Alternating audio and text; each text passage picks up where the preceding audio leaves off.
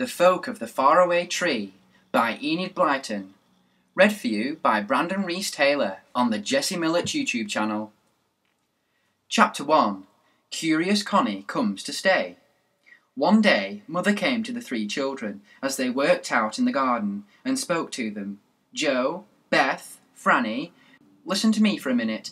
I've just had a letter from an old friend of mine and I'm wondering what to do. I'll read it to you. Mother read the letter. Dear old friend, please will you do something for me? I have not been very well for some time, and the doctor says I must go away on a long holiday.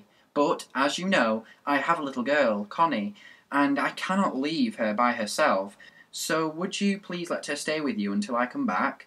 I will, of course, pay you well. Your three children are good and well behaved, and I feel that their friendship will be very good for my little Connie, who is, I'm afraid, rather spoilt. Do let me know soon. Your old friend, Lizzie Haynes. The three children listened in silence. Then Beth spoke. Oh, Mother, we've seen Connie once, and she was very selfish and spoilt, and so curious too, sticking her nose into everything. Have we got to have her? No, of course not, said Mother, but I could do with some extra money, you know, and I do think Connie would soon settle down and stop being spoilt if she lived with us. It would be good for her. And I suppose we should help people if we can, said Joe. All right, Mother, we'll have Connie, shall we? And just teach her not to be spoilt. We'll be able to show her the enchanted wood and the faraway tree, said Franny. Yes, we used to have our cousin Rick, but now he's gone back home, said Beth. We'll have Connie instead. If you put a little bed into the corner of Franny's and my room, Mother, we can have her in there. Mother smiled at them and went indoors to write to her old friend, say yes, she would have Connie. The children looked at one another. We'll soon tick Connie off if she starts any of her high and mighty ways here, said Beth. And we'll stop her poking her nose into everything too, said Franny. Well, what about taking her up to the faraway tree and letting her peep in at the angry pixie? He'll soon tick her off. The others giggled. They could see that they would have a bit of fun with Connie. She was always so curious and inquisitive about everything and everyone. Well, she would get a few shocks in the enchanted wood. It would be fun showing somebody else the faraway tree, and all the people there, said Joe.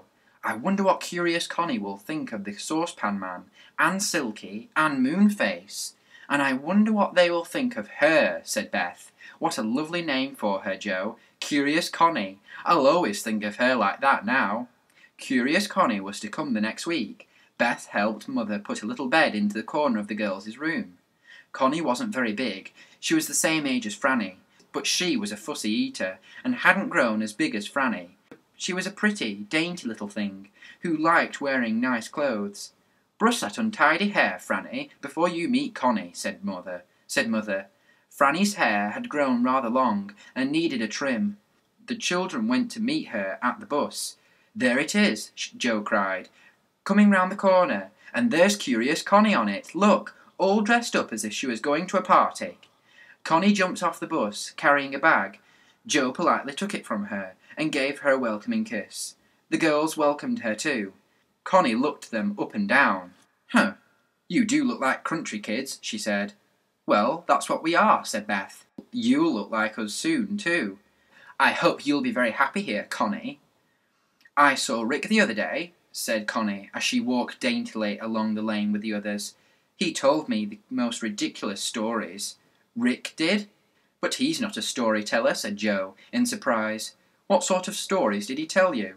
Well, he told me about a silly, enchanted wood, and a ridiculous faraway tree, and some stupid people called Moonface, and Dame Washalot, and Mr. What's-his-name, and a crazy fellow called the Saucepan Man, who was deaf, said Connie. Oh, do you think all those were silly and stupid? Said Joe at last. I didn't believe any of it, said Connie. I don't believe in things like that. Fairies or elves or magic or anything. It's old-fashioned.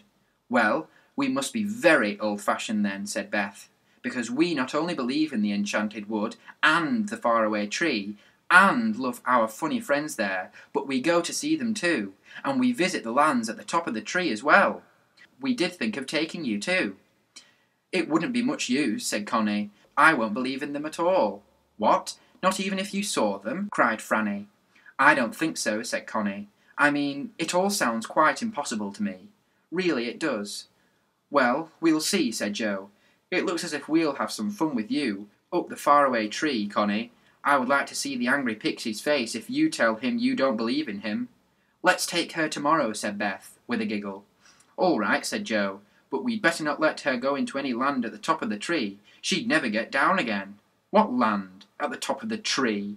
A land at the top of a tree? Said Connie, puzzled. Yes, said Beth. See, the enchanted wood is quite near here, Connie, and in the middle of it is the biggest, tallest tree in the world. Very magic. It's called the Faraway Tree, because its top is so far away, and always sticks up into some strange magical land there, a different one every week.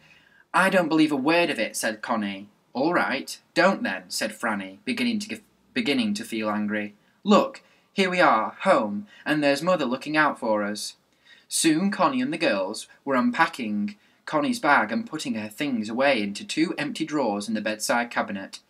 Beth saw that there were no really sensible country clothes at all. However could Connie climb the faraway tree in a flimsy dress? She should have some old clothes.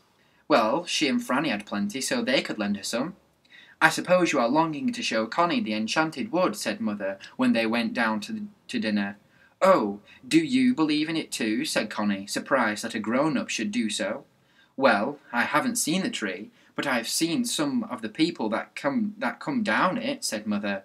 Look, here's one of them now, said Joe, jumping up as he saw someone coming in at the front gate. It was Moonface, his round face beaming happily. He carried a note in his hand. Hello, said Joe, opening the door. Come in and have some dinner, Moonface. We've got a little friend here, the girl I was telling you about, Connie. Oh, how do you do, said Moonface, going all polite as he saw the dainty, pretty Connie. I've come to ask you to dinner with me and Silky tomorrow, Connie. I hope you can come, and any friend of the children's is welcome up the faraway tree. Connie shook hands with the strange, round-faced little man. She hardly knew what to say. If she said she would go to dinner with him, she was as good as saying that she believed in all this nonsense about the faraway tree, and she certainly didn't. Moonface, you have put poor Connie into a fix, said Joe, grinning. She doesn't believe in you, you see, so how can she come to dinner with a person she doesn't believe in, at a place she thinks isn't there?